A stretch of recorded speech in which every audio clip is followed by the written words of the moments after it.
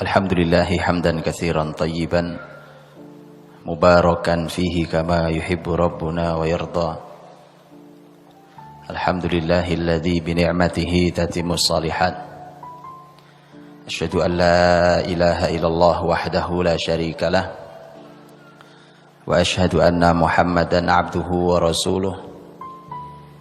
Allahumma salli wa sallim wa barik wa an'im ala rasulina wa syafi'ina wa habibina Muhammadin sallallahu alaihi wasallam wa ala alihi wa ashabihi wa man tabi'ahu bi ihsanin ila yaumiddin. Ya ayyuhalladzina amanu taqullaha haqqa tuqatih wa la tamutunna illa wa antum muslimun. Rabbana hab lana min azwajina wa dhurriyyatina qurrata a'yun waj'alna lil muttaqina imama. Allahumma ij'alna muqimis shalah wa min dzurriyyatina. Rabbana wa taqabbal du'a. Allahumma ati nufusana taqwaha wa zakkiha anta khairu man zakkaha. Anta waliyuha wa maulaha. Amma ba'd. Ibu-ibu dan bapak-bapak yang dirahmati Allah, hari yang istimewa, yaitu hari Jumat,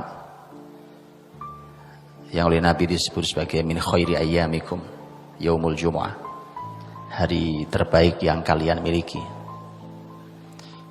Dan inilah hari yang membuktikan bahwa umat Muhammad sallallahu alaihi wasallam lebih baik dibandingkan umat-umat terdahulu, karena umat-umat terdahulu diberi hari-hari khusus masing-masing untuk beribadah, tapi mereka gagal. Dan umat Muhammad diberi hari Jumat supaya mereka fokus untuk beribadah, menyiapkan diri untuk ibadah di hari Jumat ini. Bukan hanya Jumatan, bukan hanya sholat Jumat nanti. Kita tahu bahwa ini hari mulia dan isi dengan semua macam kebaikan. Dan umat Nabi Muhammad lulus, berhasil. Dari mulai sholat Jumatnya sampai ibadah-ibadah yang lainnya yang kita terus berusaha untuk menjalankan dengan baik. Makanya betapa saya kaget luar biasa, Bu. Betapa kaget saya luar biasa ketika saya seperti ini, Jumat seperti ini. Saya sebenarnya lagi janjian sama teman-teman, duduk, karena janjiannya di sebuah masjid besar di Jakarta. Saya datang lebih dulu dibanding teman-teman. Kemudian saya duduklah di pinggiran masjid yang sangat besar itu. Ternyata di masjid besar itu ada sekolahan. Dan hari itu adalah hari Jumat. Anak kecil lalu lalang dengan seragam. Saya lihat ini ada yang usia mungkin di bawah TK, mungkin TK, ada yang SD kelihatan usianya, tapi saya tidak tahu, tapi kurang lebih itu. Ya biasa pemandangan, dan saya selalu tertarik dengan dunia anak-anak karena mereka masa depan Islam ini. Saya lagi duduk, kemudian lewat segerombolan anak-anak perempuan. Kemungkinan usianya SD. Dan begitu lewat begitu, kuping saya ini kuping yang sensitif kalau anak-anak lagi ngobrol, Bu. Jadi kalau anak-anak berbincang, suami istri lagi ngobrol, kuping saya ini antenanya tinggi banget, jadi dia sensitif banget, sehingga kadang-kadang sakit kuping saya kadang-kadang dengerin gitu. Itu lewat gitu, berbincang, dan dia masuk ke masjid karena sekolahnya ternyata ada di masjid. Ada kelas-kelasnya besar, lebih besar daripada ini masjidnya, jauh lebih besar daripada ini. Begitu lewat, saya cuma bilang, ini perbincangan ini tidak layak untuk anak-anak yang sekolahnya di sekolah Islam, dan tidak layak apalagi sekolahnya di masjid. Lebih tidak layak hari itu hari Jumat.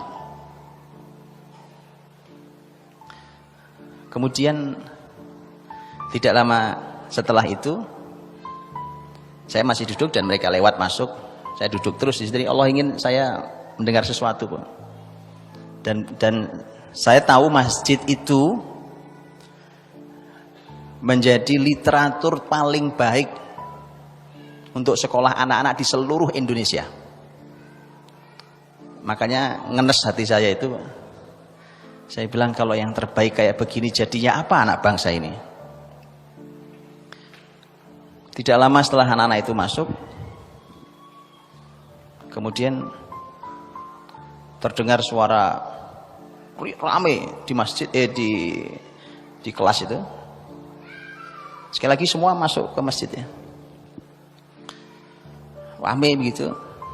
Wah, ternyata gurunya lagi nyanyi, Bu. Tepuk tangan, nyanyi, apa yang dinyanyikan itu saya lupa. Nyanyi ngomongin jempol atau apa gitu, jempol diomongin ya. Yang jempol, yang jari telunjuk gitu. Berganti-ganti lagu sampai kalau saya tidak salah hampir setengah jam. Kalau saya nggak salah, Bu. Atau paling nggak 15 menit lah, ambil 15 menit lah. Saya ingat lama ini.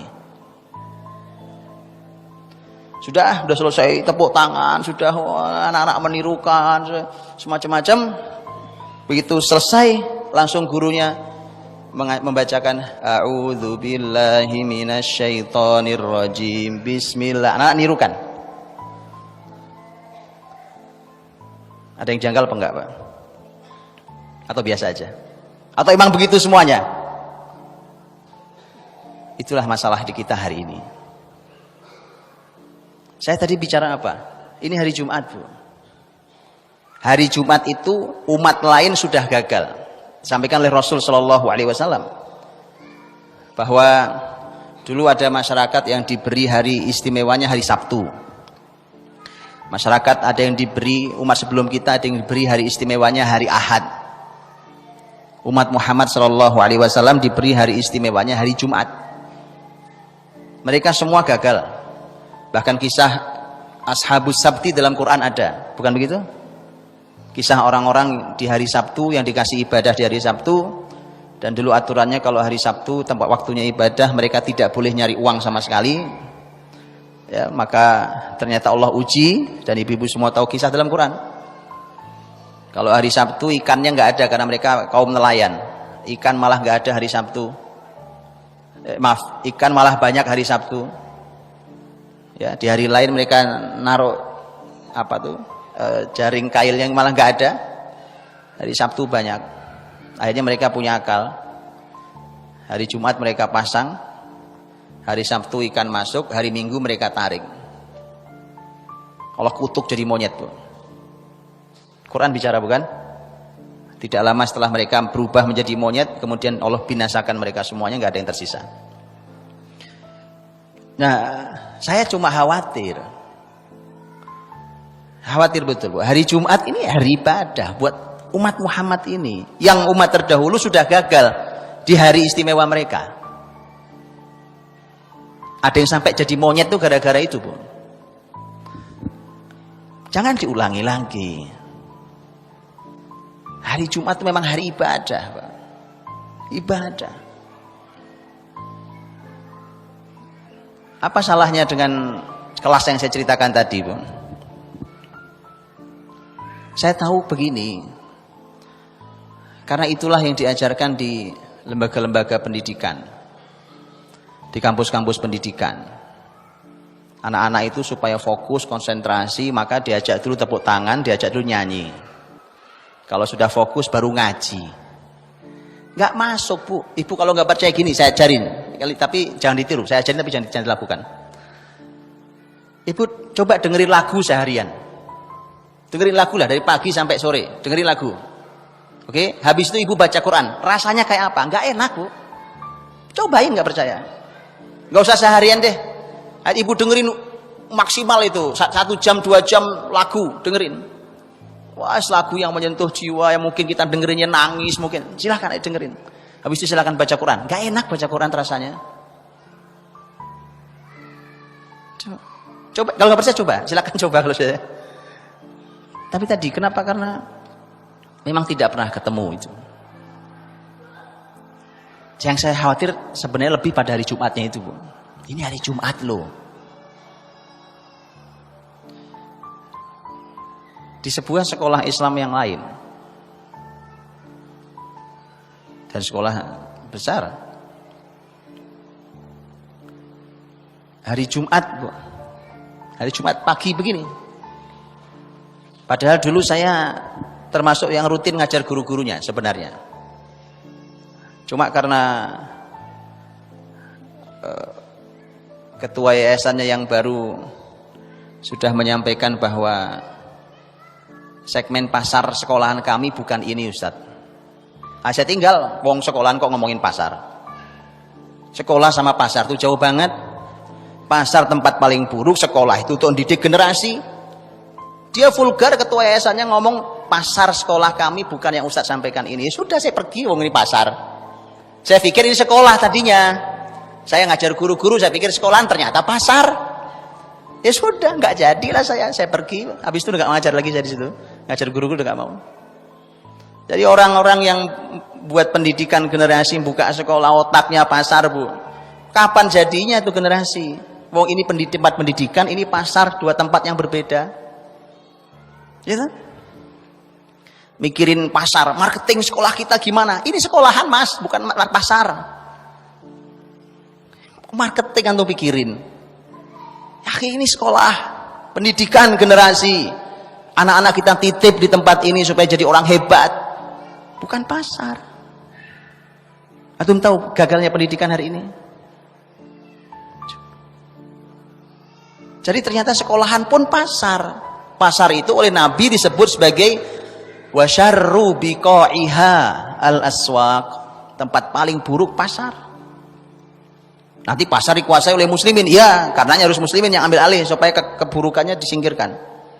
Tapi anak-anak dididik di pasar, Bu. Ibu tahu anak-anak dididik di pasar? Bapak Ibu tahu anak pasar? Mohon maaf, saya tidak merendahkan orang pasar, tidak. Anak kecil mainnya di pasar sampai disebutnya anak pasar. Kira-kira, saya cuma nanya, kira-kira saja yang ibu bayangkan sekilas. Itu anak soleh banget atau gimana? Makanya kenapa pendidikan hari ini masalah. Wong sekolahan ternyata pasar. Paham, Bu? Dan betul, Bu. Kualat karena kalimat itu. Kenapa? Jumat seperti ini. Pagi seperti ini, Bu. Ya Allah. Ini hari mulianya luar biasa. Ini hari ibadah Allah sediakan untuk kita. Itu di sekolahan itu akhirnya dimasukkan pelajaran baru. Jumat pagi. Bapak Ibu tahu pelajarannya apa? Nari. Nari, Bu. Nari. Saya sempat, ini suara apa ya? Nari, Ustaz. Nari. Kayak Anda nggak punya hari lain. Hari Jumat, pagi-pagi, hari barokah, hari ibadah dibuka dengan nari. Sudah begitu yang ngajari ibu guru perempuan nggak jilbaban pula. Sudah mau diapain? Saya sudah sampai nggak bisa bicara, Bu. Itu potret pendidikan generasi kita hari ini. Hari Jumat itu memang hari disiapkan untuk ibadah, Bu. Anak-anak itu ya ibadah, Jumat itu Jumat untuk ibadah. Sekolah-sekolah itu kalau perlu pelajaran disingkirkan, singkirkan nggak apa-apa. Untuk disiapkan betul ini hari ibadah, nak. Seluruh aktivitasnya ibadah. Makanya lihat begitu Jumat tiba, menjelang hari Jumat tiba, anak-anak di negeri kita, sekolah-sekolah banyak nggak siap Jumatan, betul nggak? Banyak nggak siap sholat Jumat, Bu, yang laki-laki. Oh, sedih aku. Saya pernah di situ. Saya tuh sampai keluar, sehingga saya keluar dari masjid waktu itu sudah mau azan. Sebuah sekolah Islam lagi, besar banget sekolahannya. Saya di sekolah itu hari Jumat juga. Sudah mau Jumatan tapi. Sudah menjelang adzan, sudah tinggal beberapa menit, maka saya segera masuk masjid. Tapi kesedihan hati saya luar biasa sedihnya. Itu anak yang laki-laki, kalau perempuan saya paham. Anak laki-laki, Bu, nggak masuk ke masjid. Di sepanjang di sepanjang jalan, di kantin itu, di ini, mereka tidak siap sholat Jumat. Nanti mereka ke masjid, tapi apa kualitas Jumatannya? Gitu. Lihatlah. Makanya sebenarnya poin inilah yang akan kita bahas hari ini tentang kesolehan itu, Bu. Tentang kesolehan. Kesolehan ini kalau tidak jadi, nggak jadi itu anak-anak. Saya mau tanya nih, ini hasil akhir. Hasil akhir lihat. Ada orang tua punya anak. Anaknya sukses menurut definisi orang hari ini. Sukses menurut definisi hari ini apa? Anaknya sukses. Orang tanya gimana anaknya? Oh, alhamdulillah anak saya, alhamdulillah sukses. Apa definisi sukses? Anaknya punya pekerjaan, sudah punya rumah sendiri, sudah punya kendaraan sendiri, dan ini sudah ngirimi uang orang tuanya. Qadarullah suatu hari itu anak jadi anak durhaka begitu dia nikah. Saya mau tanya, Anda bahagia atau nyesal?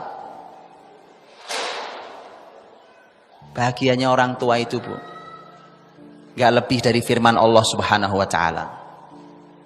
Wakhfid lahuma janahadzul minar rahmah wa qur rabbirhamhuma kama rabbayani shaghira. Bahagianya orang tua itu enggak melebihi itu. Itulah orang tua. Bahagianya kalau anaknya bisa melakukan ini, ayat ini. Wakhfid lahuma janahadzul. Wahai anak, rendahkan sayap. Kata adzul dalam bahasa Arab itu sebenarnya artinya kehinaan, Bu. Anak tuh boleh setinggi apapun di luar sana, sehebat apapun di luar sana, dikagumi, dicintai, dipuja-puja orang, di karir tertingginya. Tapi kalau di depan orang tua, tunduk, Bu, sampai pada titik yang paling hina.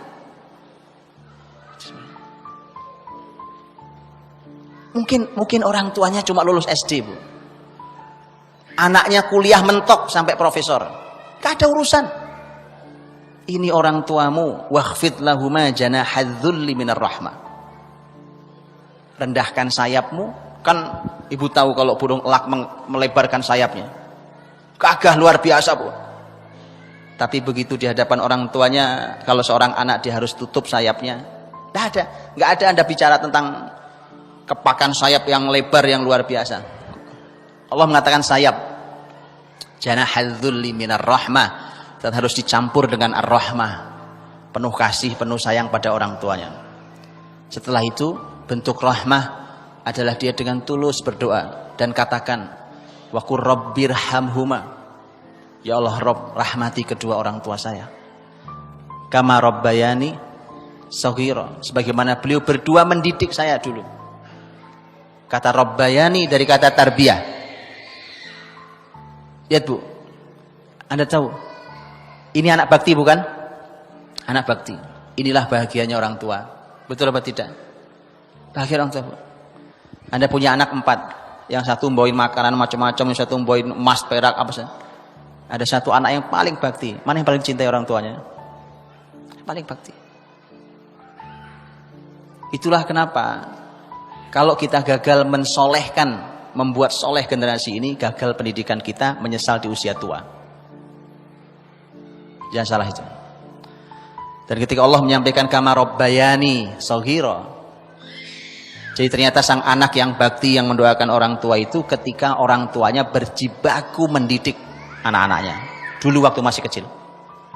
Karena kata rabbayani dari kata tarbiyah. Rabbayani berdua mendidik saya di waktu kecil. Mendidik, Bu. Makanya nggak bisa orang tua menyerahkan pendidikan ke sekolah, itu nggak bisa. Anda yang harus didik sendiri. Anda yang didik sendiri. Sekolah itu terbatas, apalagi kalau di kelas anaknya ada sekian banyak orang. Gurunya 1-2 orang. Fokus guru kan juga nggak satu. Banyak fokusnya. Orang tua lah yang di rumah mendidik itu. Rabbayani. Kalau Anda didik dengan baik, Anda berhak mendapatkan bakti anak di kemudian hari. Tapi bagaimana jika kita tidak mendidiknya di waktu kecil, sementara kita berharap mereka berbakti pada kita di usia senja kita? Baik, Bapak Ibu dirahmati Allah.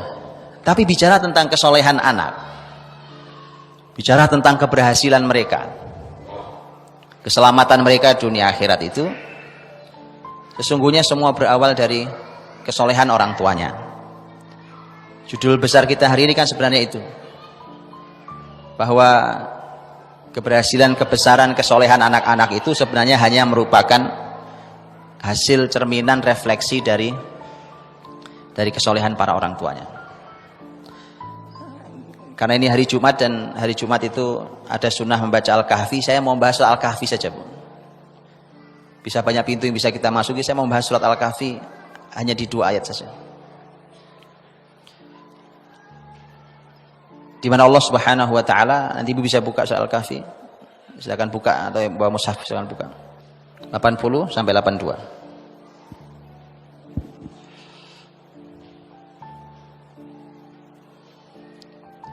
Sudah buka? Baik. Ayat 80 sampai 82 ini, sebagaimana yang juga ibu-ibu, bapak ibu sudah tahu, bahwa ini latarnya adalah kisah Nabiullah Musa alaihissalam dengan orang soleh yang Allah minta Nabi Musa belajar pada orang soleh itu. Sebagian ahli tafsir mengatakan bahwa itu Nabiullah Khidir alaihissalam. Ada yang mengatakan beliau nabi, ada yang mengatakan beliau orang soleh. Nabi Musa belajar pada Nabi Khidir. Dan 3 peristiwa besar yang dijumpai Musa, dan Musa selalu bertanya dan protes pada gurunya, pada Khidir. Padahal perjanjiannya jangan nanya saya sebelum saya beritahu. Itu perjanjian guru sama muridnya, Bu. Belajar tuh gitu, sekolah itu. Guru itu ditaati, nggak usah banyak ngomong. Coba harusnya Musa protes dong. Loh, saya kan belajar, masa belajar nggak boleh nanya? Betul apa enggak? Itu kan kita, makanya nggak pinter-pinter kita ini, Bu. Kebanyakan ini ngelawan gurunya. Lo lihat, Nabi Khidir ngasih syarat loh. Syaratnya apa? Jangan nanya saya sebelum saya beritahu. Nanti saya beritahu, tapi nggak usah nanya duluan. Itu kan kesepakatan. Sebenarnya Nabi Khidir sudah bilang, kamu gak sabar ikut saya, gak akan sabar ikut saya. Musa memberi jaminan, saya sabar, soal sabar. Khidir sudah bilang, wa kaifa tasbiru ala ma lam tuhit bihi khubra. Kamu gak akan sabar karena kamu gak tahu ilmunya. Itu, Bu. Makanya Bapak Ibu juga dalam ilmu ini, dalam bidang apapun, termasuk didik anak di keluarga. Kalau mau punya kesabaran yang tinggi dalam didik anak, namanya anak, didik anak itu capek apa nggak capek, Bu? Capek, siapa nggak capek? Capek, Bu. Tuh anak kecil rewel, nangis tengah malam, nggak tahu waktu. Orang tua baru aja merem, orang anaknya bangun minta susu, ya kan? Nggak lama nanti berikutnya sakit, badannya panas tiba-tiba, apa larikan ini, lelah, Bu. Didik anak, gedean dikit salah gaul, ya kan? Bapak ibunya gara-gara anaknya bilang perlu komunikasi, dikasih HP kecanduan game. Lelah, Bu. Jadi anak lelah. Ya. Karena itu, kalau Anda tidak tahu ilmunya, seperti Nabi Khidir bilang, wa kaifa tasbiru ala ma lam tuhit bihi khubra. Bagaimana kamu bisa sabar kalau kamu tidak menguasai ilmunya? Jadi kalau Bapak Ibu di rumah tidak menguasai ilmu mendidik anak, capek didik anak, Bu. Sampai ada yang putus asa didik anak itu karena lelah. Intinya Nabi Musa tetap nanya, ya, karena memang peristiwanya aneh, nggak biasa. Per 3 peristiwa, 3 pertanyaan, akhirnya dipecat. Nanya 1 dikasih SP1, nanya 2 SP2, nanya 3 hadza firaqu baini wa bainik. Kata Khidir, ini perpisahan antara kamu dan saya pecat kamu jadi murid. Itu, Bu. Makanya kalau nyerahin anak ke sekolah tuh gitu, Bu. Nyerahin anak ke sekolah tuh serahin. Anda percaya toh dengan sekolahannya? Kalau enggak usah sekolahkan di sini, sekolahkan tempat lain yang Anda percaya sama gurunya. Kalau Anda serahkan ke gurunya. Ini Pak Guru, ini Bu Guru, serahkan. Itu berkahnya orang dulu kalau mendidik anak, Bu. Ilmunya tidak banyak. Orang dulu itu ilmunya enggak banyak, Bu. Tapi berkahnya yang banyak. Di antara berkah itu kan kalau memuliakan ahli ilmu. Oh ya, dan itu dicontoh, itu diperintahkan Quran, diperintahkan hadis, dicontohkan oleh sahabat dan salafus soleh dulu. Lah gurunya anak kita itu kan ahli ilmunya anak kita. Ya orang dulu itu kalau mau nyerahin anakku, datang ke kiai, nyantri datang ke kiai. Kiai, ini anak saya. Mohon diizinkan belajar di sini sama kiai. Itu biasanya orang tuanya itu bawa hasil bumi, Bu, yang singkong, yang kelapa, yang jagung gitu. Nenteng itu taruh di luar, betul itu dulu, rumah kiai, taruh luar rumah kiai. Bilang sama ajengannya, ini begini. Terus sampai kalimat terakhir biasanya begini, kalimat khas orang tua. Ini kalau anak saya nakal kiai, monggo dijewer saja. Dipukul juga boleh, nggak apa-apa. Saya serahkan seutuhnya. Berkah, Bu. Kalau sekarang orang tua pada sok tahu, makanya nggak berkah generasi ini. Gurunya pula dipenjarakan. Kualat itu, Pak. Kaki jadi kepala, kepala jadi kaki itu. Allah, Ibu. Nah itu yang kemudian dibilang pendidikan berhasil. Itu pendidikan gagal total. Pendidikan gagal total ketika mereka tidak bisa memuliakan orang yang darinya kita belajar A, B, C, D, abatasa. Waqiru man tata'allamuna minh, kata Nabi. Muliakanlah orang yang Anda pernah belajar darinya. Mungkin Anda sekarang orang hebat, tapi dulu saya pernah belajar umpamanya huruf A, B, C, D dari beliau. Abatasa dari beliau saya belajar, Pak. Sekarang orang top, tapi belajar alif, ba, ini alif nak lurus, ini ba begini cara membuatnya. Dulu beliau ngajari. Muliakan orang itu. Bukan diamuk sama orang tua. Itu salah didik namanya. Paham, Bu? Guru seperti Nabi Khidir alaihissalam. Kalau Anda bilang, itu kan guru Nabi Khidir, padahal iya, carilah Nabi Khidir di negeri ini. Cari guru yang Anda percaya. Saya percaya dengan guru-gurunya begitu, saya nggak ada serahkan. Kalau nggak percaya, kenapa diserahkan? Anak itu mutiara Anda punya, belahan jiwa Anda, darah daging Anda kan. Maka sudah dipecat lah Nabi Musa intinya. Dijelaskan 3 peristiwa satu-satu dijelaskan. Yang kita mau baca hanya 2 yang terakhir. Karena yang pertama bicara tentang kapal dan tidak dalam pembahasan kita. Yang kedua tentang anak yang dibunuh, dan yang ketiga tentang rumah anak yatim. Ayat 80 Allah Subhanahu wa taala berfirman, wa ammal ghulam. Adapun, kata Nabi Khidir menjelaskan, adapun anak yang kemarin dibunuh itu, fakana abawahu mu'minain. Anak kemarin yang dibunuh itu bapak ibunya orang beriman. Bapak ibunya orang beriman. Fakhoshina ayyurhiqahuma tughyana wa kufra. Kami khawatir anak ini akan membuat lelah di kemudian hari, membuat lelah kedua orang tuanya, tughyanan wa kufra. Tughyan itu zalim, melampaui batas. Kufur itu mengingkari. Kekafiran itu artinya mengingkari.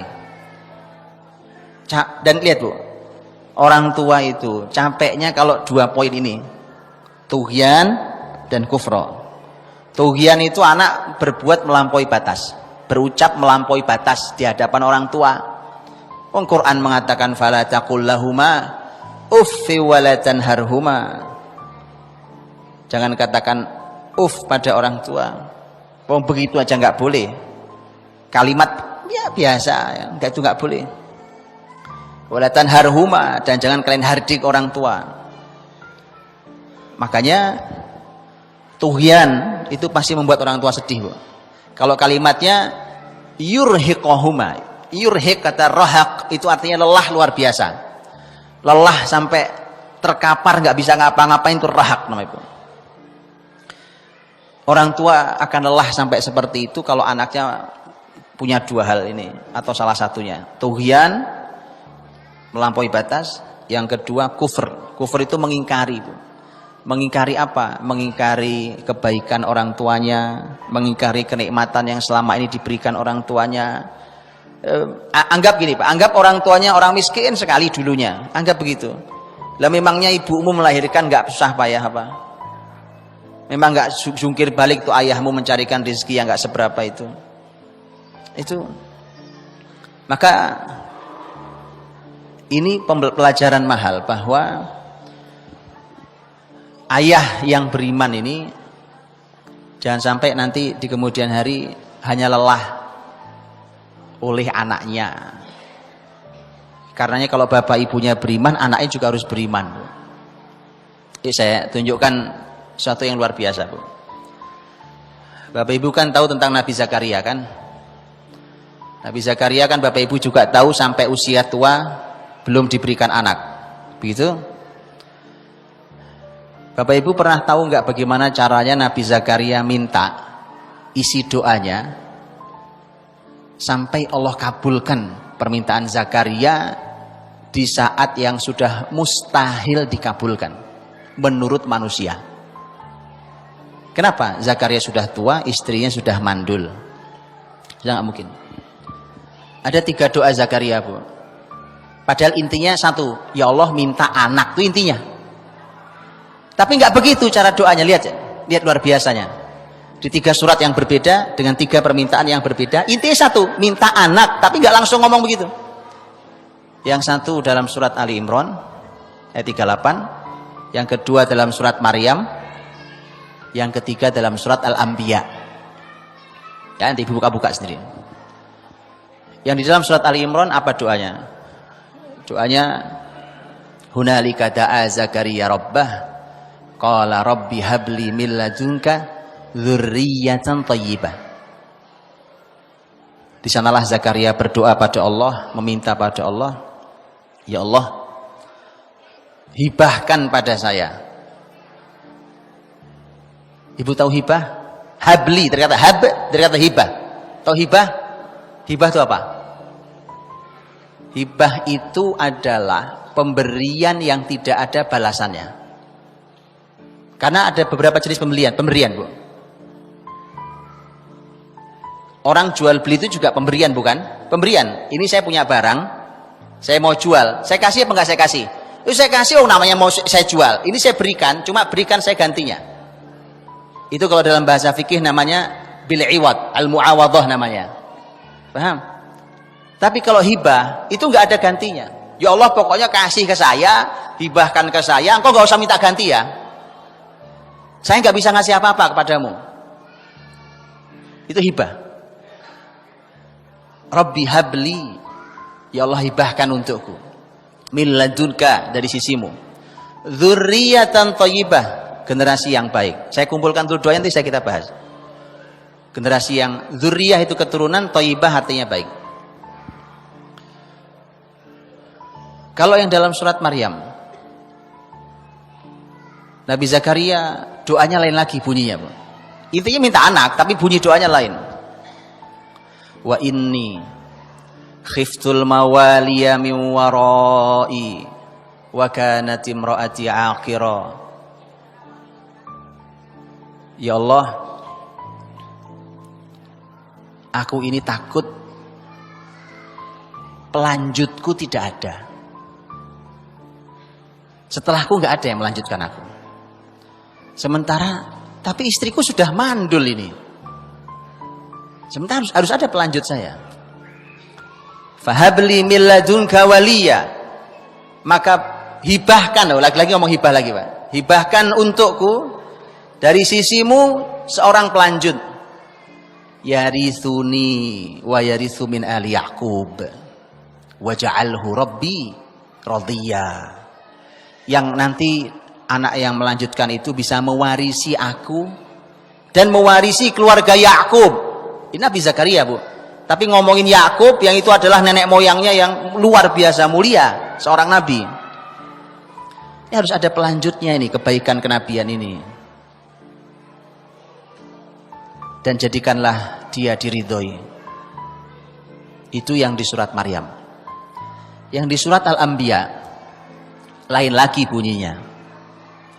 Bunyinya Rabbi la tadharni farda wa anta khairul warithin. Ya Allah, jangan kau biarkan aku sendirian. Jangan kau biarkan aku sendirian. Dan engkau adalah sebaik-baik yang memberikan warisan. Yang mewarisi.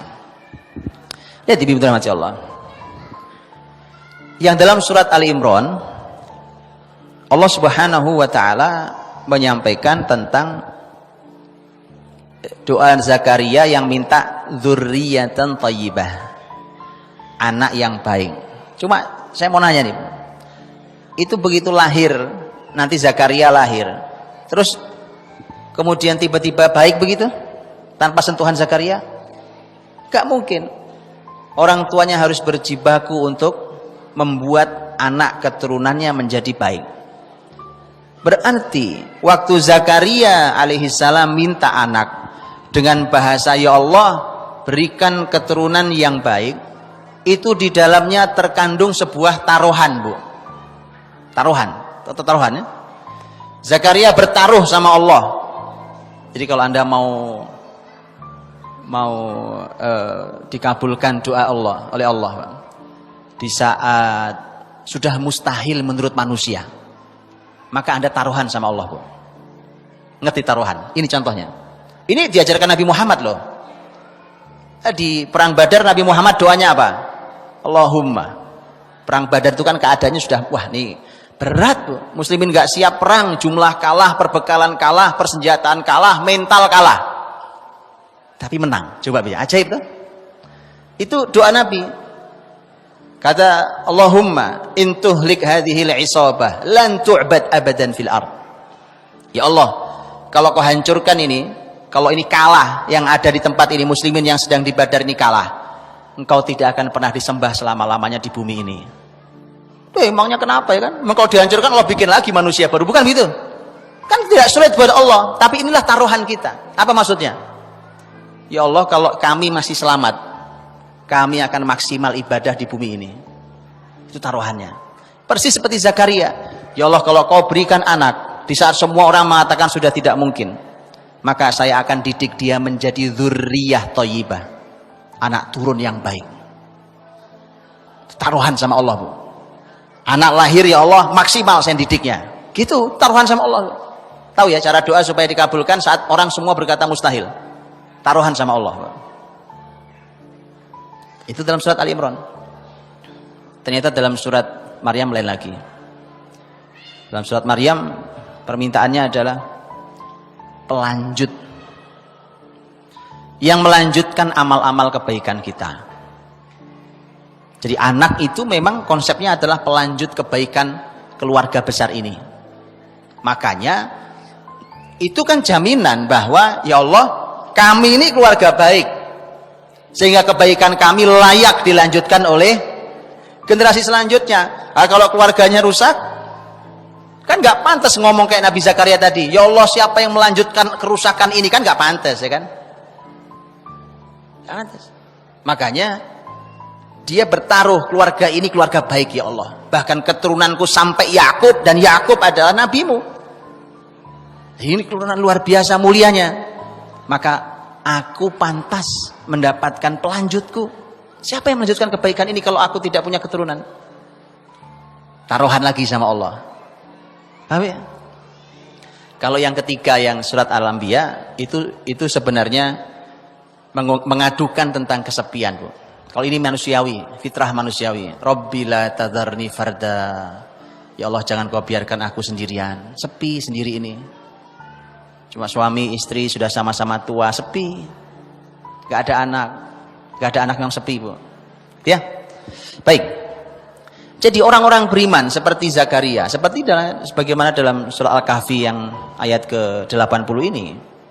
Kalau ayahnya orang beriman, maka anaknya mesti beriman. Harus beriman anaknya. Jangan sampai anaknya tidak beriman, karena orang beriman akan lelah kalau ngelihat anak tidak beriman.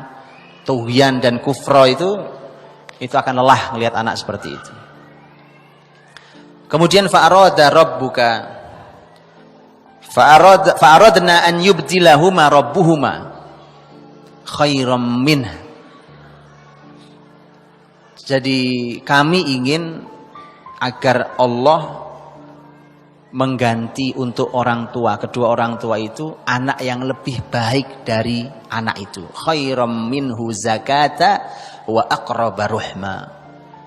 Jadi lebih baik. Satu khairan min. Lihat ibu-ibu di sana ada 3 kata. Ada khair, ada zakah, ada ruhma. Khair artinya baik, zakah artinya suci, ruhma artinya kasih sayang. Anak tuh gitu, Bu. Anak tuh harus sampai punya itu. Anak yang lebih baik, anak yang suci, dan anak yang punya kasih sayang. Itulah bahagianya orang tua. Nah, di ayat ini ilmunya agak rumit sedikit. Saya ajak masuk agak rumit sedikit ilmunya, tapi mohon diperhatikan. Agak rumit sedikit. Ibu lihat ayat 81 itu.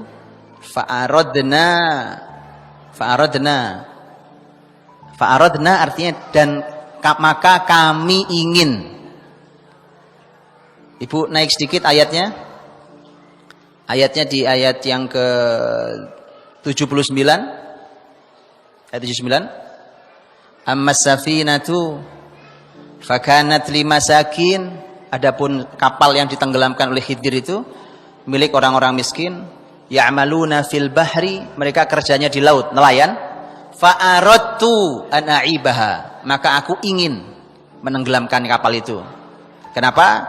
Karena wa kana wara'ahum malik ya'khudhu kulla safinatin ghasba. Karena kalau mereka berlayar ke sana, di sana ada raja yang akan mengambil paksa kapal mereka. Lebih buruk, bukan cuma kapal mungkin nanti diambil. Mungkin orangnya dibunuh, kekayaan mereka habis, kemudian kapal sekarang ditenggelamkan, ruginya cuma 1 kapal. Tapi lihat kalimat fa'aradtu, maka saya ingin. Kalau yang ayat 81, fa'aradna, kami ingin. Lihat ayat 82. Wa ammal jidaru fakana li gulamaini yatimaini fil Madinah wa kana tahtahu kanzul lahuma wa kana abuhuma salihah fa arada rabbuka, Tuhanmu yang ingin. Fa arada rabbuka, Tuhanmu yang ingin. Lihat Bu, ini kan semua ada kata keinginan bukan? Lihat, ada 3, ini semua manfaat buat kita lihat. Ada kata keinginan, saya bilang ini ilmunya agak rumit dikit. Ibu dengarkan, ini enggak rumit sebenarnya, tapi perlu mikir dikit. Sama-sama ingin. Kalau yang bicara tentang kapal yang ditenggelamkan, kata Khidir, aku yang ingin menenggelamkan kapal itu. Kalau bicara tentang anak yang dibunuh supaya Allah ganti dengan anak yang lebih baik, fa'aradna, kami yang ingin. Yang sana aku, yang sini kami. Yang bicara tentang masalah rumah anak yatim yang dibangun, fa'arada rabbuka, Tuhanmu yang pingin. Apa bedanya Bu? Ini agak rumit dikit, lihat. Tapi Masya Allah manfaatnya. Adab kepada Allah Subhanahu wa ta'ala itu tidak menisbatkan aib dan keburukan pada Allah. Semua takdir Allah. Kan gak ada peristiwa di semesta ini yang tidak tercatat di Lauh Mahfuz. Semua tercatat. Tapi tidak pantas menisbatkan sebuah keburukan pada Allah. Makanya ketika bicara tentang masalah kapal Bu, kapal ditenggelamkan, baik apa buruk? Buruk. Mau kapal lo ditenggelamkan, punya orang lo itu. Tapi di sana ada kebaikannya. Makanya Khidir tidak mengatakan Tuhanmu yang ingin menenggelamkan kapal. Sebagai adab Khidir, saya yang ingin menenggelamkan kapal itu. Paham? Tapi bicara tentang keluarga. Ini bicara keluarga. Baik tentang anak yang dibunuh ini ataupun bicara tentang rumah 2 anak yatim. Kalau yang tentang anak yang dibunuh, fa'aradna, kami ingin. Tahu kami Bu? Siapa kami? Kami 1 atau 2 atau 3? Enggak mungkin sendiri. Paham? Enggak sendiri. Loh, kami ini siapa berarti? Siapa kami? Fa'aradna ayyubdilahuma rabbuhuma. kami ingin agar Tuhan Allah, Tuhannya mereka berdua, sang bapak ibu ini nanti mengganti anak yang lebih baik untuk beliau berdua. Kami ingin itu begitu dalam tema pendidikan itu memang nggak bisa sendiri, nggak bisa sendiri. Kalau kapal kata Khidir, saya lubangi sendiri. Saya arot tuh saya pingin, saya lubangi kapal itu sendiri. Saya pingin lubangi, saya lubangi. Tapi urusan ganti anak lebih baik, anak lebih suci, anak lebih rahmat, harus kami, Bu. Kami itu satu atau nggak mungkin satu. Kalau manusia, kecuali untuk seorang pemimpin yang mulia, kan ini pembahasannya bukan pemimpin, pembahasannya tentang orang tua.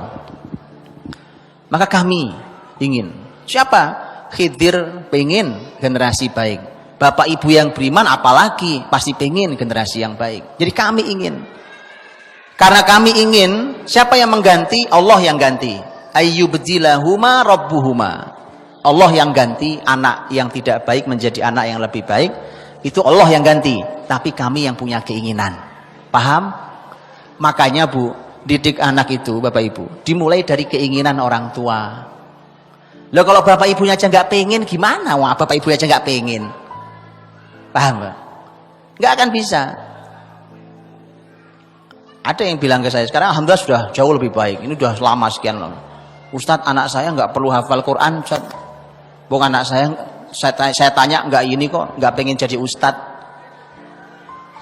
Ada orang tua bilang gitu saya. Jadi memang orang tuanya memang juga nggak pengen, ya Bu ya, nggak pengen. Itu anak nggak jadi Bu, nggak jadi hafal Quran maksud saya. Dan itu salah paham luar biasa. Memang hafal Quran cuma jadi ustadz doang. Dulu ilmuwan besar Islam hafal Quran Bu, hafal Quran. Jadi kita harus punya keinginan dulu, miliki keinginan dulu, nanti Allah yang ganti.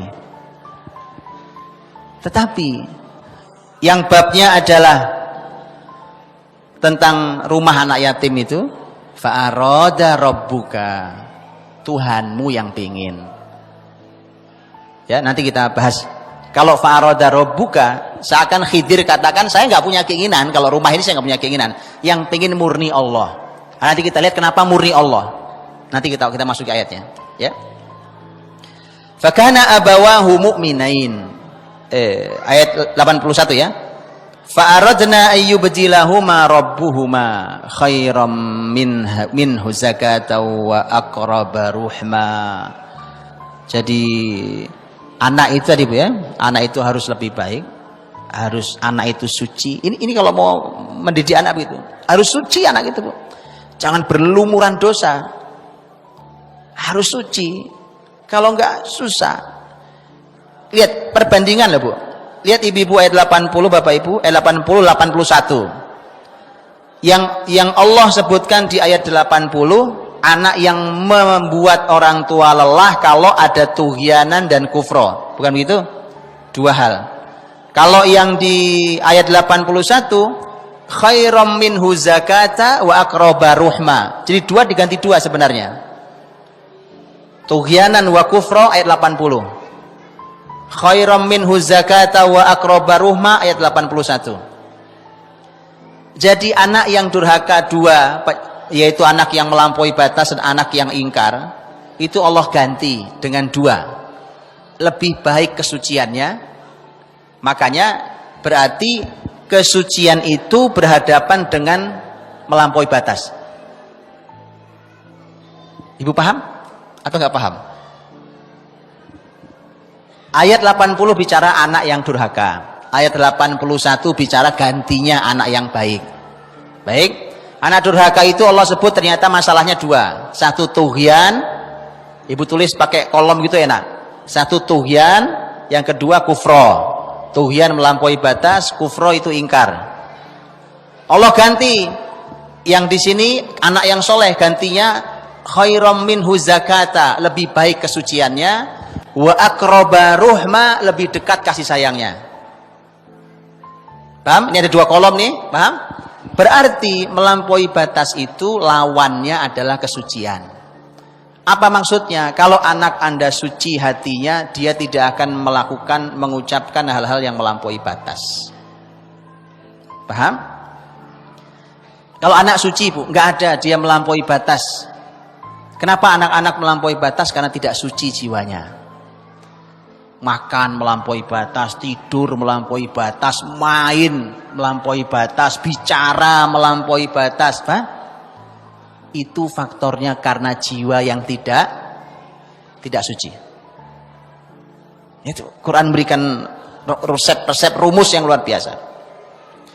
Jadi kalau mau sucikan jiwa mereka. Kufro, kesalahan yang kedua adalah kufro, ingkar. Nah, ingkar berarti lawannya apa? Kasih sayang.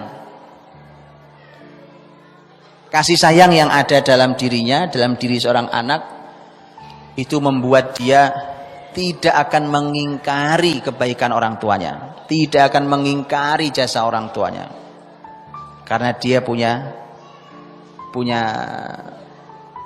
rahmat dalam dirinya, lebih dekat rahmat dalam dirinya, kasih sayang dalam dirinya. Maka supaya tidak mengingkari kebaikan dan jasa orang tua, maka anak itu harus dididik sampai hatinya memiliki kasih sayang yang luar biasa. Makanya, Bu, generasi cuek, generasi tidak peduli itu bahaya. Bahaya. Dan tadi sudah diumumkan, ini kesempatan mahal nih, Bu. Bapak Ibu, kesempatan luar biasa. Di satu sisi saudara kita di Rohingya sedang masalah besar. Di sisi lain, itu pelajaran mahal kalau ibu mau menjadikan itu sebagai momentum untuk mendidik ruhma dalam diri anak-anak kita. Apa itu? Kasih sayang. Kepedulian, kasih sayang. Ini kesempatan mahal untuk menanam itu di mereka. Kalau saudaranya terluka di tempat sana, di sini dia punya kepedulian. Di sana sedang sedih, di sini dia menangis. Di sana sedang kekurangan, di sini dia membantu. Begitu. Nah, itu harusnya dijadikan momentum. Karena itu kesempatan. Kalau di sekolahan anak-anak tidak ada programnya, ya dibuatkan di rumah. Buatkan di rumah, sampaikan apa yang terjadi sebenarnya tentang saudara kita itu, sampaikan. Kemudian apa yang harus kita lakukan? Ayo kita action sekarang, Nak. Ayo kita action, Nak. Kau punya uang? Punya uang. Ayo. Saya punya uang 50.000, Mak. Ayo kita infakkan 50.000. Itu uang jajan kita. Itu pendidikan yang luar biasa.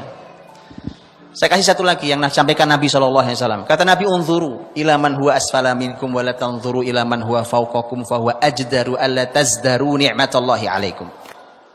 Lihatlah yang di bawah kalian dalam urusan dunia.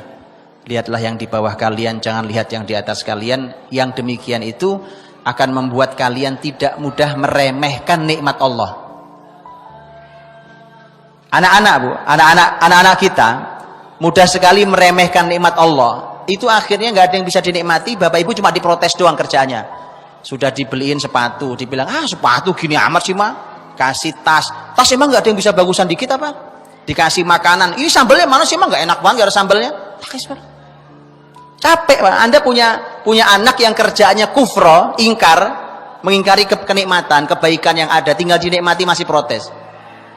Lihat, itu faktornya karena dia mudah meremehkan nikmat Allah. Ini nikmat semua loh. Nah, ya Allah, orang lain boro-boro dibeliin sepatu seharga segini ya.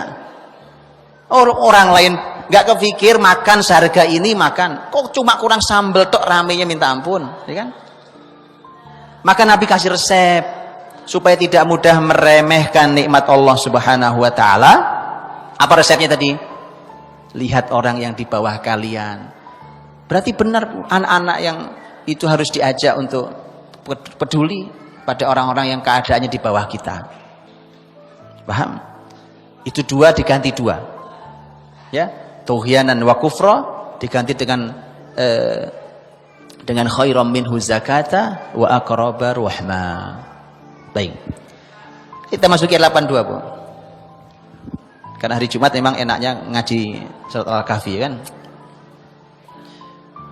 Wa ammal jidaru fakana li ghulamaini yatimaini fil Madinah Kan Nabi Khidir itu kan sama Nabi Musa karena sudah kecapean perjalanan, dia cuma pengen minum sama ganjel perut dikit, Bu. Tapi ternyata itu masyarakatnya pelit. Itu kampung tuh masyarakat pelit, dimintai cuma air nggak dikasih, makan nggak dikasih, kue lah apa, nggak usah kue, air lah nggak dikasih juga. Akhirnya ada rumah jidara yuridu yang qad fa'aqama, dinding rumah udah mau roboh, Bu. Sudah mau roboh, didirikan lagi oleh Khidir, dibangun oleh Khidir. Yang membuat Nabi Musa dipecat, nanya, kok Anda nggak ngambil upah? Kan kita lagi perlu nih buat makan, buat minum, kan? Kan bisa ngambil upah. Dipecat sama Khidir. Hadza firaqu baini wa baini. Ini perpisahan antar kita. Dibilangin jangan nanya, kan nanti saya kasih tahu, kan. Murid harus sabar, Bu. Sabar sama gurunya. Baru dijelaskan, kenapa saya tidak ambil upah? Nah, ini dijelaskan Nabi Khidir. Wa ammal jidaru, adapun rumah nih, dinding yang roboh ini, yang saya bangun ini. Fakana li ghulamaini yatimaini fil Madinah. Ini milik 2 anak yatim di kota ini. Punya anak yatim. Fakana li ghulamaini yatimaini fil Madinah. Wa kana tahtahu kanzul lahuma. Di bawah rumah ini ada harta karun. Saya juga tidak tahu sejak kapan istilah ini muncul, Bu. Apakah sejak zaman Nabi Musa, harta korun? Korun zaman Nabi Musa, saking kayanya dan diambles ke dalam tanah, ya kan? Asal nemu harta di bawah tanah namanya harta karun. Ya. Di bawah rumah ini ada harta karun. Ada kanz. Nanti saya jelaskan, kanzulahuma. Wa kana abuhuma shaliha. Ini bapaknya anak yatim ini dulu bapak yang soleh. Fa arada rabbuka, maka Tuhanmu ingin ayablugha ashuddahuma, ingin agar ini anak yatim tumbuh sampai usia kuatnya. Wa yastakhrija kanzahuma, dan Allah ingin agar 2 anak ini mendapatkan harta karun itu yang disembunyikan di dalam tanah itu. Baik, lihat ayat ini. Ibu dirahmati Allah Subhanahu wa taala. Anak-anak ini anak yatim, Bu. Ya, rumah punya anak yatim, rumah mau roboh. Ini saya mau nanya dulu, masyarakat yang ini nggak ngasih makan, nggak ngasih minum tamu, ini kira-kira masyarakat baik atau masyarakat nggak baik, ya kan? Nggak baik. Makanya pantas ada anak yatim, rumahnya mau roboh, nggak ada yang ngurusi. Nah, itu pelajaran buat kita, Bu. Ayo kita urusi, Bu. Anak-anak yatim ini, Masya Allah, itu pahalanya besar. Oh, jaminan surga kok. Ana wa kafilul yatim kahataini fil jannah. Kata Nabi, aku dan pengasuh anak yatim seperti ini di surga dekatnya. Masya Allah, Pak. Oh, Nabi surganya di mana, ya kan? Surga paling tinggi, surga para Nabi dan Rasul. Dan dulu sekelas sahabat saja itu kalau ada yang datang ke Nabi dan mengatakan, ya Rasulullah, aku tuh sedihnya kalau pulang begini, kalau di majelis Nabi, terus pulang ke rumah. Pulang ke rumah itu yang saya bayangkan begini, ya Rasulullah, kalau kau masuk surga, aku masuk surga, tapi kita nggak pernah ketemu karena engkau di surga yang lebih tinggi. Itu yang dibayangkan sahabat, Bu. Maka Nabi sekarang sudah kasih jaminan. Ayo, ana wa kafilul yatim kahataini fil jannah. Aku dan pengasuh anak yatim seperti ini dekatnya. Ini 2 jari nih. 2 jari tengah dan telunjuk di surga nanti. Jadi ini anak yatim karena dia masih anak yatim, ya masih yatim, ya belum balik, Bu. Belum balik, disebut yatim itu kan belum balik, masih anak-anak. Tapi karena masyarakatnya masyarakat yang seperti itu, mana ada yang mau keluar uang untuk bangunin rumahnya anak orang yatim, anak yatim ini. Tapi lihat, orang tuh gak usah orang tua itu khawatir berlebihan dengan hal-hal yang sifatnya fisik duniawi seperti ini, Bu. Lihat umpamanya, lihat contohnya tentang tentang anak ini. Anak yatim, berarti kalau yatim bapaknya sudah nggak ada. Bahkan bisa jadi ibunya juga sudah tidak ada. Ketika anak ini sudah yatim seperti itu, tidak punya kekuatan, kecil, anak kecil ya kan, rumah juga sudah mau roboh. Lihat, siapa yang membangunkan kembali rumahnya? Dua orang nabi, Bu. Rumahnya bapak ibu yang bangun siapa? Siapa yang bangun? Tukang. Tukang kan? Tukang, Bu. Kadang-kadang mohon maaf tukangnya nggak sholat. Bener apa enggak? Iya. Alhamdulillah sebagian tukang soleh-soleh, Masya Allah, Bu. Saya juga mikir, Masya Allah nih, di terik matahari panas, ada yang puasa Ramadan loh, Bu. Saya bilang subhanallah, perjuangan nih pahalanya besar orang ini. Dia kuat bertahan puasa di bawah terik matahari, bangunan fisik kayak begitu. Luar biasa itu. Ada yang soleh, tapi ada yang nggak sholat. Bangun rumah kita, bukan begitu? Coba bayangkan, ini rumah yang bangun dua nabi, Bu. Bukan cuma orang soleh, nabi. Dua-duanya nabi. Allah kirim untuk bangun rumah. Apa nggak berkah tuh rumah? Iya kan? Pertanyaan kita menjadi begitu. Ini anak yatim istimewa banget di sisi Allah. Betul enggak? Istimewa sekali anak yatim ini. Pertanyaan kita, emang siapa dia ini? Kan orang tidak mungkin dimuliakan Allah kecuali memang orang yang layak. Ini orang nggak sembarang. Berarti anak ini nggak sembarang. Cuma namanya juga masih gulamain, yatimain, masih anak-anak ya, amalnya belum banyak. Makanya tidak disebutkan di sini. Anak ini kebaikannya apa? Nggak ada. Kan kita bertanya, loh, kebaikannya apa anak ini kok sampai layak dimuliakan seperti itu? Apakah karena anak ini baik? Ya kalaupun baik ya juga belum banyak amalnya, masih anak-anak. Ternyata dijawab oleh Allah, Bu. Nah, itu jawabannya, cuma satu jawabannya. Itu kalimat wa kana abuhuma sholiha. Ini hasil karena dulu bapaknya soleh. Itu jawabannya. Pantas anak ini dimuliakan Allah, rumahnya saja yang bangun Nabi gratis pula. Kalau yang bangun tukang ya bayar kan? Ini gratis, Pak. Begitu mulianya anak yatim ini, ternyata yang membuat anak yatim dimuliakan karena dulu bapaknya orang soleh. Nah ini kuncinya. Makanya kan begini, Bu. Saya sering ngasih contoh tentang orang mulia Umar bin Abdul Aziz rahimahullah ta'ala. Umar bin Abdul Aziz rahimahullah ta'ala seorang ilmuwan, ulama besar, pemimpin luar biasa dahsyatnya, mengubah keadaan menjadi makmur, adil, sejahtera dalam waktu yang sangat singkat, sebagai pemimpin dengan wilayah yang membentang sudah sampai dengan ibu kota Suriah, ibu kota Damaskus, membentang ke timur, membentang ke barat sampai sudah masuk Spanyol. Kok Spanyol? Sudah masuk Andalusia. Andalusianya sudah sampai Prancis. Bukan cuma Spanyol. Spanyol, Portugal, Kepulauan Sisilia, sekarang punyanya Itali, dan masuk Prancis Selatan. Ibu-ibu bisa bayangkan tuh berapa negara itu. Umar bin Abdul Aziz pemimpinnya. Nggak lama mimpin, Bu. Hanya 29 bulan, terus meninggal. Itu Umar bin Abdul Aziz, Bu. Pemimpin dengan wilayah seluas itu, kira-kira kalau meninggal itu kekayaannya berapa ya? Oh sekarang itu Pak Lurah aja duitnya banyak, Pak. Lurah lo luasnya cuma berapa? Pak Camat bisa. Wah apalagi menteri, Pak. Wilayahnya luas, Pak.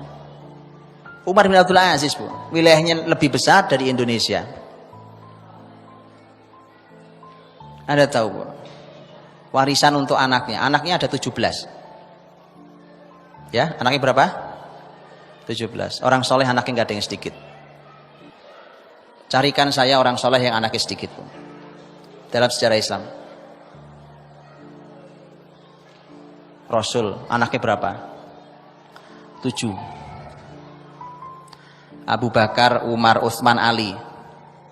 Ada gitu yang anaknya 1, 2, ada gitu? Gak ada. 3, 4 gak ada. Paham? Anak soleh, orang soleh itu anaknya mesti banyak. Karena itu perintah Rasulnya. Rasul perintahnya begitu kok. Ya Bu ya? Oh, iya. Namanya juga, loh kan orang soleh itu gini loh Bu. Bapak Ibu kalau ada orang pointer, soleh, cerdas, manfaat bagi keluarganya, dirinya, keluarganya, agamanya, bangsanya. Lahir dari keluarga itu. Terus berapa anaknya? Ya cuma dia Pak satu-satunya. Masya Allah, andai keluarga itu melahirkan 10 anak kayak seperti ini. Bukankah begitu? Negeri ini yang beruntung. Paham ya? Makanya saya bilang, orang soleh itu anaknya nggak ada yang sedikit.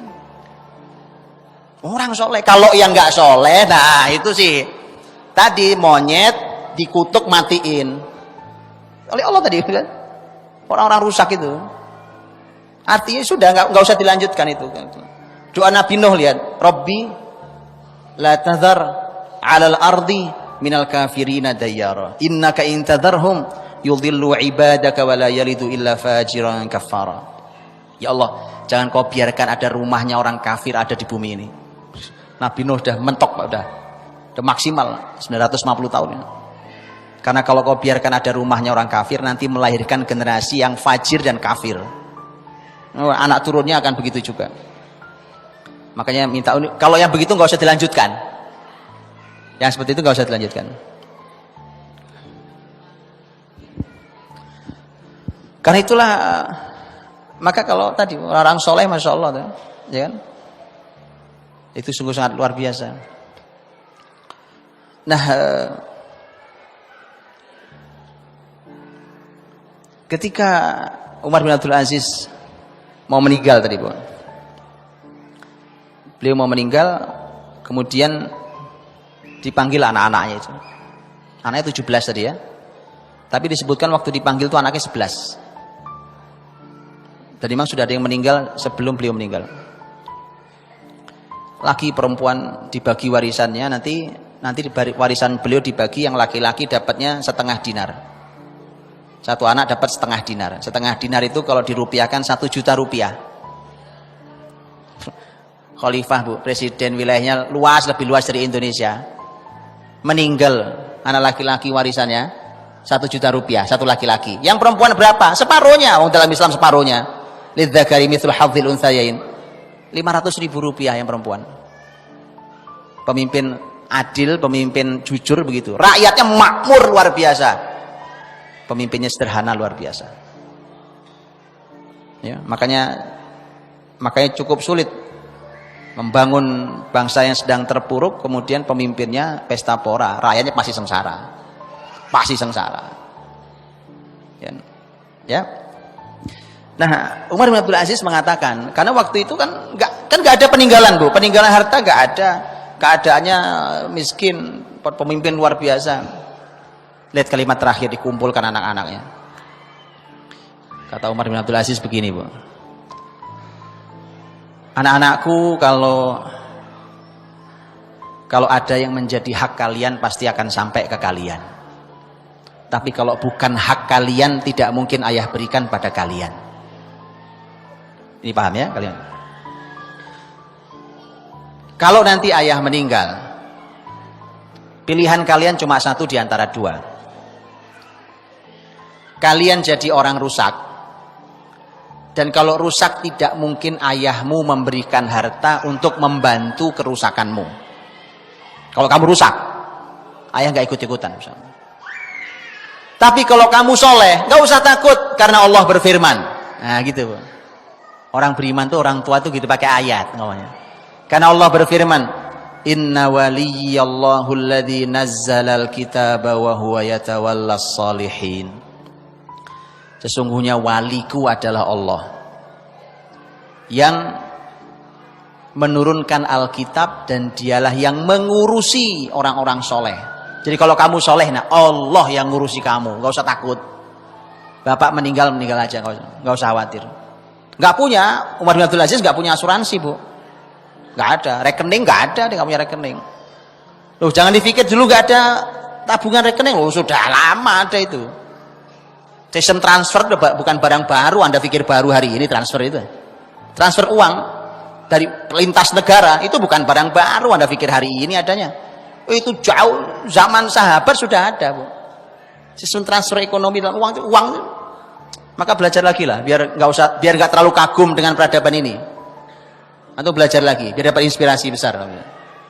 Sehingga itu bisa kembalikan lagi itu. Dan sistem Islam lebih canggih, lebih lengkap, lebih barokah. Nah, maka dan ternyata benar, Bu. Anak-anak Umar bin Abdul Aziz itu menjadi orang-orang yang luar biasa. Menjadi orang-orang yang bahkan kaya-kaya, Bu. Kaya. Dimodalinya sedikit tetapi 100% halal. Sedikit tapi 100% halal. Banyak isinya haram, syubhat, masuk semua. Ya, Bu. Itu menyusahin anak namanya. Meninggalkan bara api. Udah kebakar itu. Pertikaian antara saudara, berantem, rebutan warisan, harta dipakai maksiat, itu semua karena api yang Anda tinggalkan. Maka rezeki itu tidak boleh sedikit pun ada yang haram atau syubhat. Harus 100% halal seperti Umar bin Abdul Aziz. Kalau sudah begitu dan orang tuanya soleh seperti ayat ini. Wa kana abuhuma sholiha. Bapaknya soleh, anaknya soleh, sudah, Bu, nggak usah khawatir. Bapak ibunya mau meninggal kapan saja silahkan, nggak ada masalah. Paham ya? Karena sudah ada yang ngurusi, Allah Subhanahu Wa Taala. Nah, ini karenanya peristiwa wa ammal jidaru fakana li gulamaini yatimaini fil Madinah ini, wa kana tahtahu kanzul lahuma wa kana abuhuma shaliha. Bahwa sang ayah ini yang menjadi kunci untuk untuk menyebabkan anak itu dijaga oleh Allah Subhanahu Wa Taala. Bahkan sahabat mulia Abdullah bin Abbas radhiyallahu anhuma, beliau mengatakan bahwa ini dijaganya anak ini karena kesolehan ayahnya, padahal di ayat ini Allah tidak menyebut apa kesolehan anaknya. Kan nggak ada di ayat ini kesolehannya apa sih, nggak ada. Tapi Allah sebutkan kesolehan bapaknya. Yang lebih dahsyat lagi adalah dalam tafsir disebutkan bahwa ternyata bapak yang dimaksud ini adalah bapaknya yang ketujuh, Bu. Kakek yang tujuh sana. Makanya ada istilah 7 turunan. Nah, ini ayatnya ini. Nah, kalau antum ingin tahu 7 turunan tuh ini ayatnya. Anda bisa bayangkan bapaknya yang soleh yang mana kesolehan itu panjang kebaikannya. Paham ya? Makanya kalau bapak ibu soleh dia Allah, itu manfaat sampai bukan cuma anak kita, sampai cucu, sampai cicit, terus sampai kalau ayat ini 7 turunan ke bawah. Itu Allah jaga. Karena siapa? Ini kesolehannya moyang saya dulu. Ya. Jadi Masya Allah, mari, Bu, itu lakukan kesolehan. Kalau mulai digoda setan untuk berbuat maksiat itu tolong ingat anak lah sama keluarga ya, karena ya tumbalnya mereka itu ya, kalau mulai digodain setan itu untuk berbuat dosa, mari kita ingat anak karena tumbalnya mereka, Bu, nanti karena kesolehan kita ternyata manfaat untuk penjagaan mereka. Bahkan anak ini sudah yatim, bapak ibunya sudah tidak ada, bapak ibu sudah tidak ada, ini anak yang yatim ternyata Allah jaga. Dan karena ayah kedua anak ini adalah ayah yang soleh. Nah, karena ayah yang soleh itu Allah jaga, maka di sana ada beberapa poin. Pertama, rumahnya berhasil didirikan lagi. Tadi mau ambruk, mau roboh, didirikan. Yang kedua, Allah ingin anak ini sampai usia kuat. Ayyablugha ashuddahuma. Ashudda itu artinya anak yang kuat. Dan Syekh Sya'rawi rahimahullah mengatakan disebut asyudda itu kalau seseorang sudah lengkap semua perangkat hidupnya sehingga dia bisa melahirkan generasi berikutnya yang sama hebatnya seperti dia. Itu asyud. Contohnya buah-buahan, kata beliau. Buah-buahan itu akan manis dan matang. Buah-buahan itu bijinya ya. Bijinya itu sudah sempurna siap untuk ditanam kembali, barulah buah itu matang. Atau matangnya buah itu kalau bijinya sudah bisa ditanam kembali. Karena buahnya akan kita makan. Nah bijinya bisa melahirkan yang seperti dia manisnya. Seperti dia enaknya. Allah ingin itu dari anak ini. Lihat, bayangkan rumahnya diperbaiki, anak ini akan sampai di usia kuatnya, dan yang ketiga Allah akan berikan harta karun yang ada disembunyikan di bawah rumah itu. Ahli tafsir berbeda pendapat tentang harta karun yang dimaksud. Setidaknya ada dua besar. Yang satu ternyata satu mengatakan ilmu, ada lembaran ilmu di sana. Yang kedua mengatakan harta. Atau mungkin saja dua-duanya. Mungkin saja dua-duanya disimpan oleh orang tuanya. Dan di sini juga sebenarnya kita boleh bertanya, ini kira-kira bapaknya solehnya kayak apa ya Pak? Disebut soleh sama Allah itu apa sebabnya? Para ahli tafsir mengatakan penyebabnya. Ada yang mengatakan ini dulu bapaknya orang amanah kalau urusan harta masyarakatnya. Maka Allah jaga hartanya, lihat, Allah jaga hartanya untuk keturunannya sebagaimana dia menjaga harta masyarakatnya. Ya, begitu selalu. Maka lihat kalimat ini, seingat saya kalimat Abdullah bin Abbas juga radhiyallahu anhuma.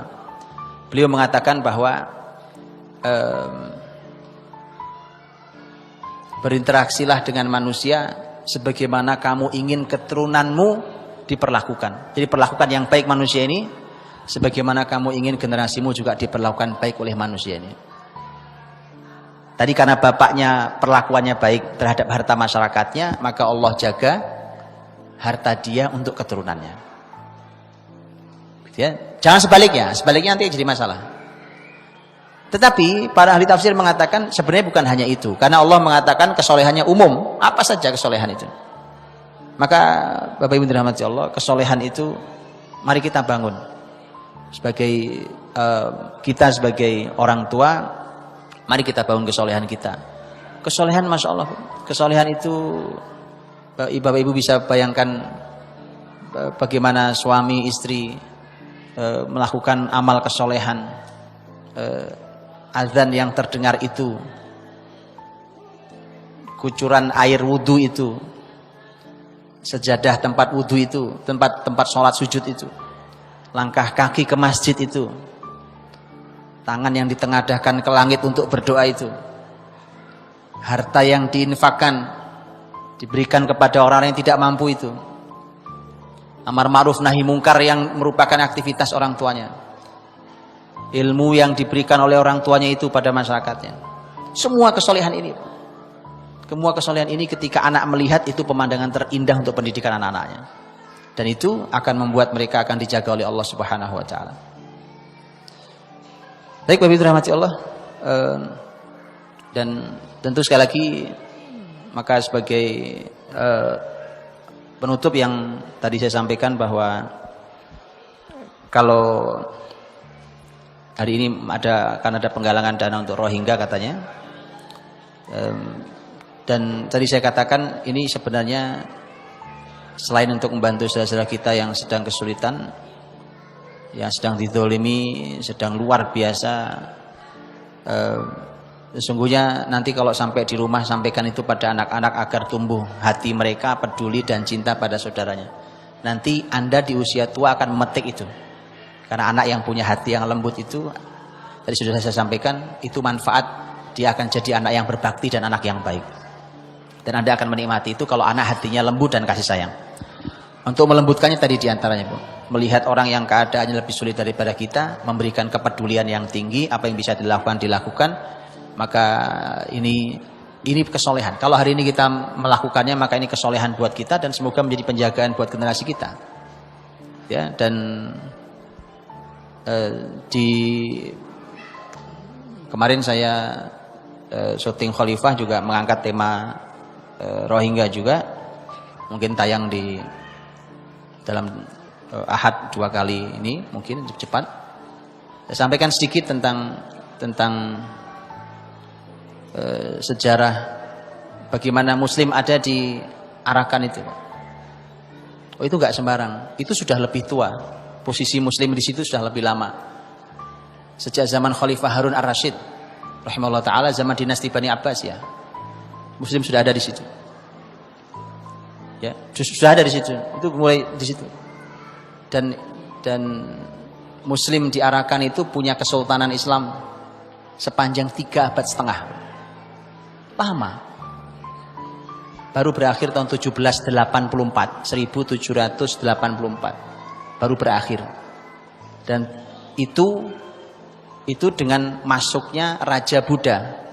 Nah, jadi siapa sebenarnya yang datang di belakangan? Masuknya Raja Buddha, namanya Buddha Pai, itu masuk, kemudian selama 40 tahun lamanya dia menyiksa muslimin luar biasa. Dan ini memang juga pelajaran. Ini mereka tidak akan berani melakukan kalau muslimin kuat. Makanya hati-hati muslimin lemah, maka nggak boleh, Bu. Saya sering bilang, muslimin itu tidak boleh menunjukkan kelemahannya pada musuhnya. Nggak boleh itu. Dan banyak orang yang tanpa sadar menunjukkan kelemahannya kepada musuhnya langsung. Ya, itu contohnya. Anda lagi sedih, update status. Itu menunjukkan kelemahan, Bu. Itu yang baca kan banyak orang. Anda lagi kemana, update status, ya. Selfie naikin. Ntar lagi sedih, pasti kasih itu ikon mata nangis itu, ada 10. Jangan tunjukkan kelemahan dia, Rasul.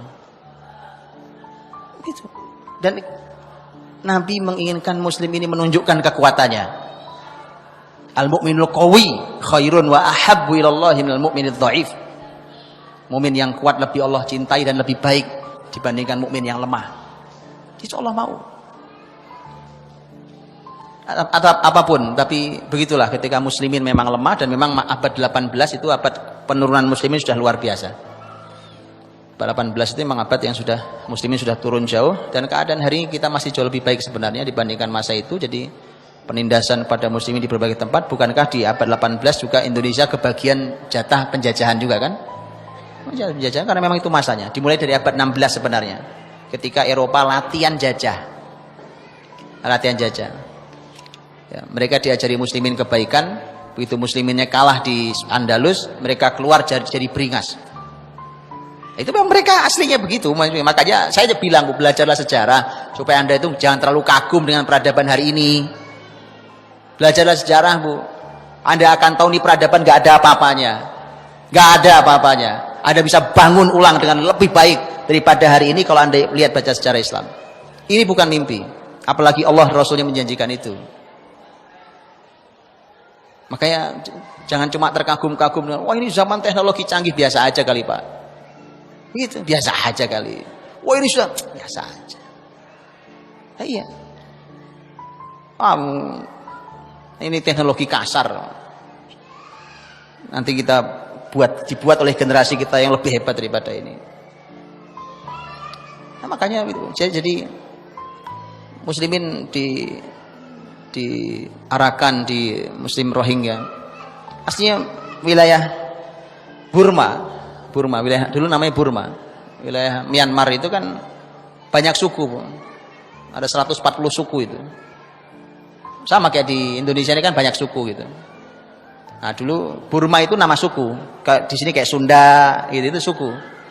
Nah itulah kemudian makanya namanya diubah menjadi Myanmar dari Burma itu.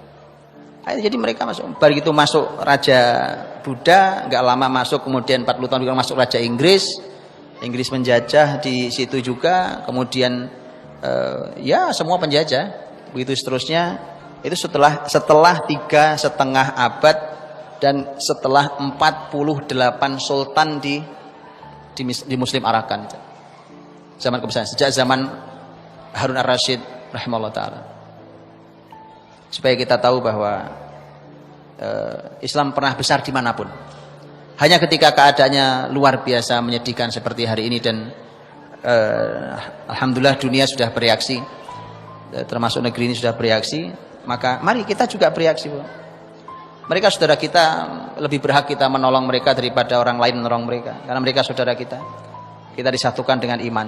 Itu makanya sedih juga saya Ketika tadi saya baca ada kiriman untuk masuk ke Bangladesh, karena perbatasan yang paling nyaman masuk ke Bangladesh karena dikelilingi Bangladesh, India, Cina, Thailand. Yang muslim kan Bangladesh. Mau masuk ke Bangladesh ditahan sama Bangladesh. Disuruh bayar sekarang dengan angka yang terlalu mahal untuk para pengungsi. Mahal, Bu. Untuk para pengungsi angka segitu mahal. Jadi Masya Allah, mereka hanya ingin masih bisa melihat matahari pagi ini. Enggak, mereka enggak berharap makan yang enak-enak kayak kita, enggak. Duduk di karpet yang luar biasa, di masjid yang nyaman, enggak. Mereka hanya ingin masih hidup hari ini. Ya, itu Masya Allah, Pak. Ajaib pada Bangladesh muslim. Makanya kemudian menjadi aneh ketika muslim malah tidak menolong saudara. Mari kita tolong. Ya sudah, kalau belum bisa makanya mestinya negara-negara muslim punya kesadaran tinggi yang hal itu. Ya. Dan mari kita bantu, apa yang bisa kita bantu, kita hibur saudara, kita berikan kebahagiaan buat mereka dengan berbagai macam caranya. Dan itu yang dulu dicontohkan oleh Allah, oleh Rasul dan oleh para sahabat ketika kepedulian kepada saudara yang lemah. Wallahu a'lam bishawab. Benar-benar bisa kita ambil hikmahnya, dan itu bagian dari kesolehan para orang tua untuk kebaikan anak-anaknya di kemudian hari. Assalamualaikum warahmatullahi wabarakatuh.